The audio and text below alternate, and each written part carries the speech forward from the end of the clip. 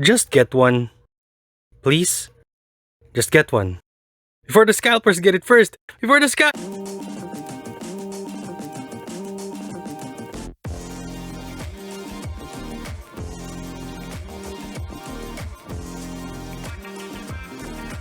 Hello everyone, this is Modeling with Variety, and today we're taking a look at the fourth entry of the SNAA Roundtable Nights, the Iron Sickle, to see if it reaps the rewards, or if it's just a dull blade. Let's take a look. Looking around the box, you'd notice it's quite bigger than the past two we've looked at. All the usual stuff you'd see typical of the Roundtable Nights are here. The matte RG-style premium feeling box, and some example poses to display your iron sickle. Opening the box, you'd see it's packed to the brim with parts, and a thick manual. The parts are contained within non-resealable plastic bags, so that's not good. Looking at the parts, you'd see sharp detail and immaculate sculpting as expected from SNAA. No flash whatsoever and everything is just crisp. A thing to note that they follow Kotobukiya's style of making kits, means without the multicolored injection molded plastic, so there aren't any multicolored runners. Water slides are also included, and so far, nothing out of the ordinary for SNAA. Let's get it built up and see how it looks. This is perfect. Well, almost perfect. As perfect as a kit of this price point and caliber could ever be. The build experience, while had its ups and downs, had everything under control and made the experience a lot more enjoyable even though I was rushing through it to get this review out ASAP. An often overlooked aspect that I'm surprised SNAA addresses is the cutting of the parts from the runner. While Bandai went about this by going the route of less tools the better with their easy to snap kusabi joints, SNAA on the other hand went with the more modular-centric route by introducing these thin parts of the runner tree before the big nub and the part itself. Kusabi joints may give the average consumer the benefit of no tools snapped together plastic models, but as a consequence, on occasion, it leaves horrible craters which as a modeler would lead to more time at the workbench fixing up all those imperfections. The thin runner tree parts before the parts on the other hand make it so that when you're cutting a delicate part of the kit, it flexes away from your nipper to protect the part from the stress by putting the stress that was originally meant for the part to that thin, flexible part of the runner tree. I forget that if this was also the case with the Grace or Achilles, but I did notice it now because the Iron Sickle, because a lot of its parts, though robust, had this system in place to protect its parts from the unfortunate mishap. The steps in the manual had me engaged by making every step a nice satisfying area to put together. And at the very end of a sort of chapter, you're treated with a nicely part-separated, fully colored area wherein you see almost all of the colors of the Iron Sickle. Furthermore, at almost all the parts where I had gripes about the build, it addresses itself then and there when all of the parts are put together. It's like it knows I'm about to complain about this thing and then boom, it fixes it itself. The kit fixes it. An example would be the scythe weapon. The whole top part was splitting apart because I think it was warped slightly, so I can't close it. And at the last part of it, the clear gems that are at the end of the scythe build locked everything in place. It's like they knew that this was going to happen. This is just to say that this is the best build I've encountered amongst the three I've reviewed. Even the plastic quality is good. Nice and durable. The two cons, I'd say that the scythe is just a cumbersome weapon to pose with because it's so large and thin.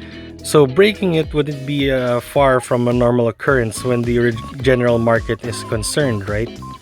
The other is that it sort of copies the designs of 4 original designs, which are the Sinanju, the Unicorn Gundam, the Gansalot, and if we're reaching this far, the Tall Geese 1. The Sinanju's head, the Unicorn Gundam's Psycho frame color, the Gansalot silhouette, and the Tallgeese's color scheme. But are these really cons? Are we really reaching that far? Well, I did, but they are such nothing burgers that all of these criticisms are moot when considering that they are implemented as well as this. Let's move on to the articulation and accessories. Head section.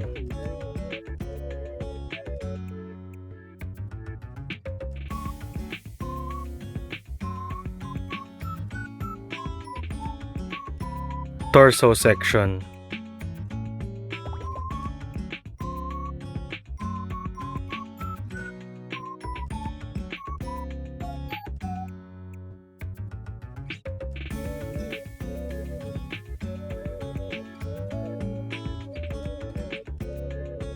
Arm section.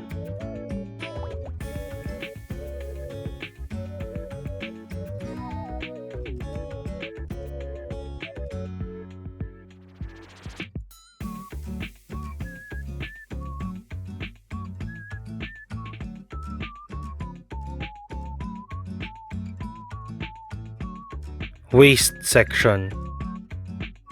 It has an amazing skirt armor articulation. Here's how it's built for you to get an idea how it really moves.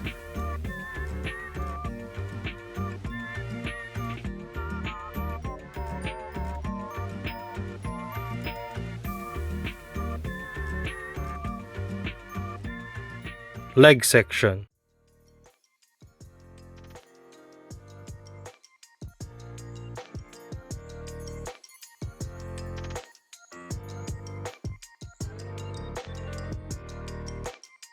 Foot section.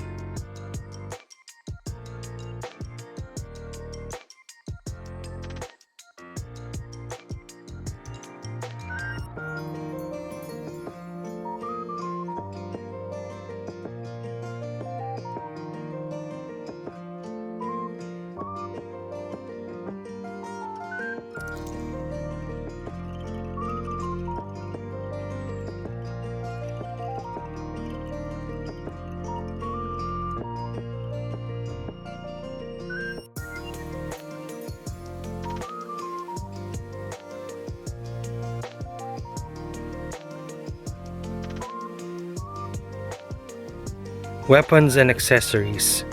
The hands are totally different from the Grace and Achilles, where both the Grace and Achilles have peace sign hands.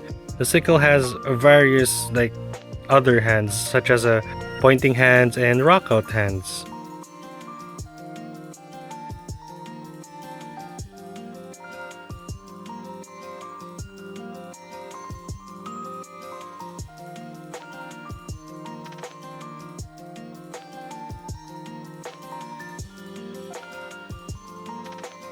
It even has a stand.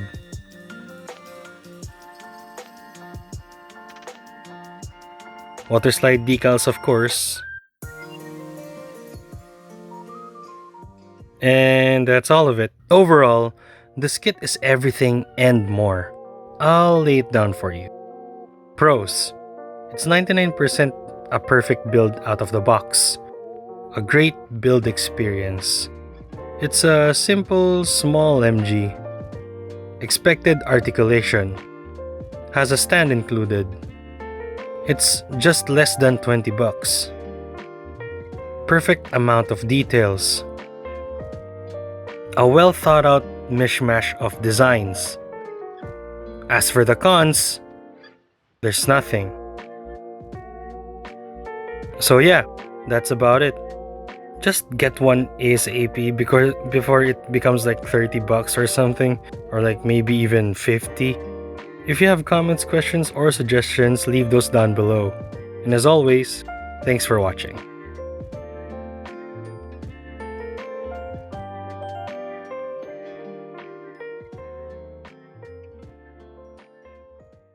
Yes, I know it's Iron Sicky, but come on, are we really going to harp on this where we also got Quattro Vergana?